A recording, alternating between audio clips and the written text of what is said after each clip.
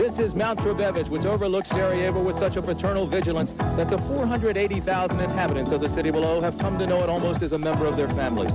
It is the site of an $8.5 million combined artificial bobsled and luge run, and the competition that will take place here today is the finals of the two-man bobsleds.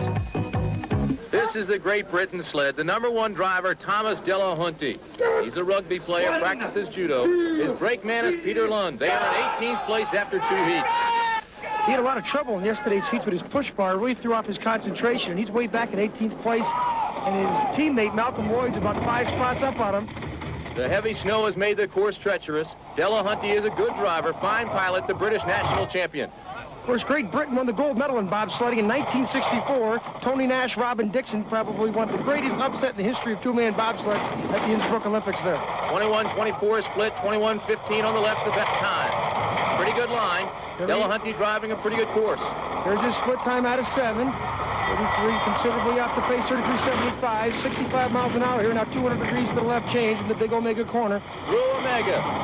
Now into 9, now into Labyrinth. Here he is, he's going to skid, and he's over! Delahunty's over. We don't see the driver. The sled has been righted. Sled's back up.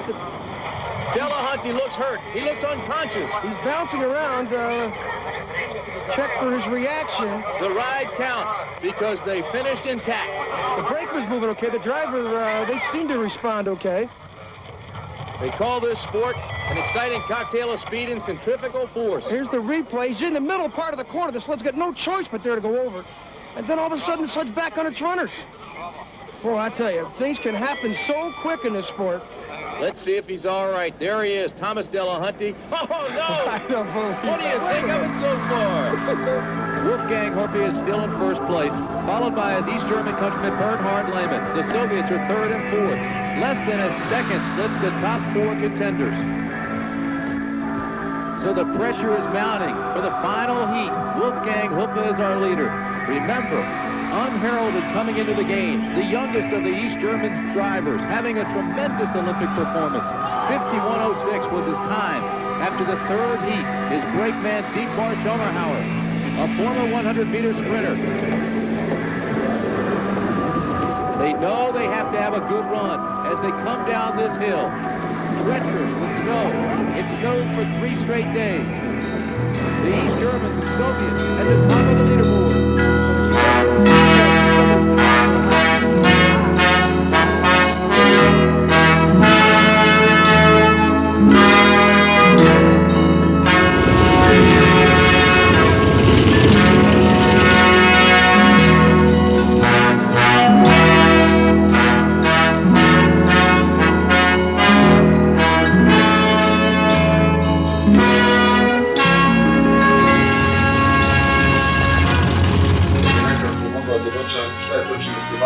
I nekako prostor slobode doživljavamo svaki od tih nekih napuštenih prostora koji je bio pomenut na samom početku. Mi ga sagledavamo kao svojevrstan prostor slobode, jer nije uzurpiran ljudima koji žive u neposrednoj blizini.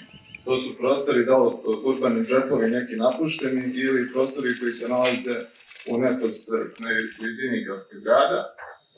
Mi našim delovanjem težimo da istražimo koje su to potrebe korisnika koje bi sutra bili u tom prostoru.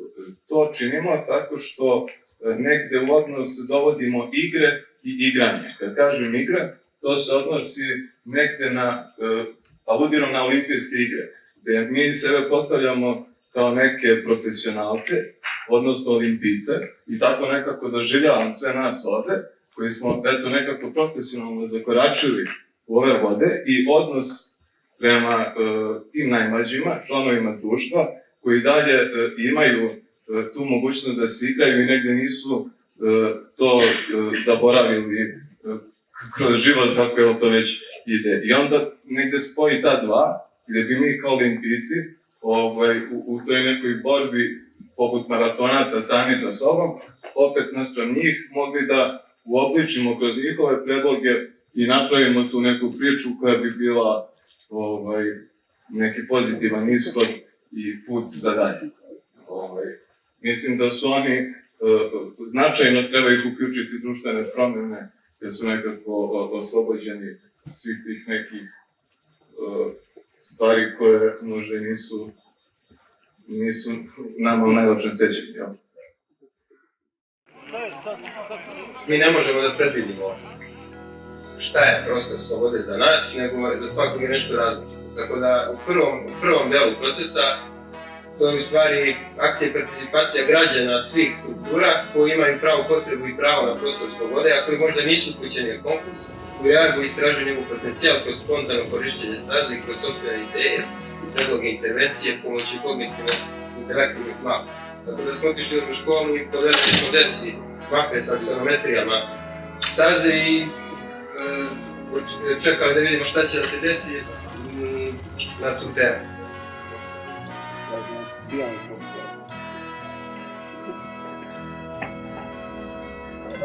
Ranije se to radilo. Jako lepo. Šta će neko ko nema pojma u ovom konkursu i ko nije iz struke, a ima podjednako pravo kao i mi da predloži. I onda rezultat je bio mnoštvo različitih ideja.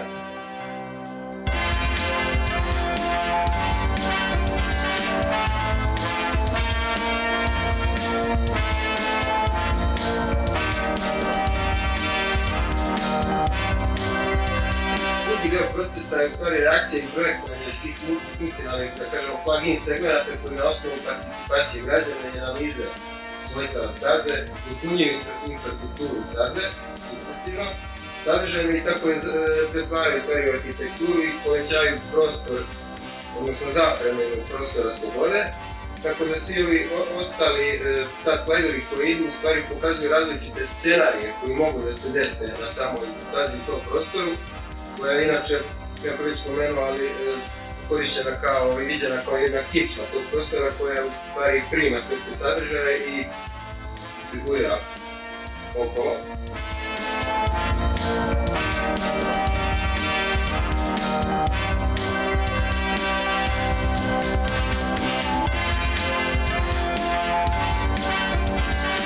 Treći deo procesa, u stvari interakcije prisutne u prostoru slobode 1 na 1, mi smo otišli na stazu i delovali smo. Postavili smo upravo neki taj element i simbol igre ljuljašku kao nešto bezbrižno i nešto opšte prihvaćeno i univerzalno. Da, izudaramo ovo armaturu gore da... Bolje ne možeš.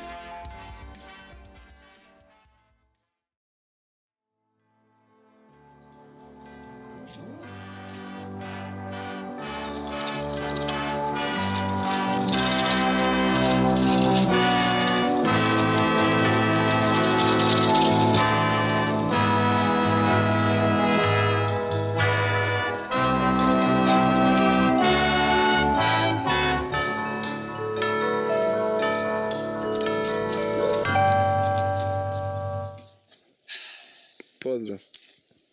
Često. Često, također. Često.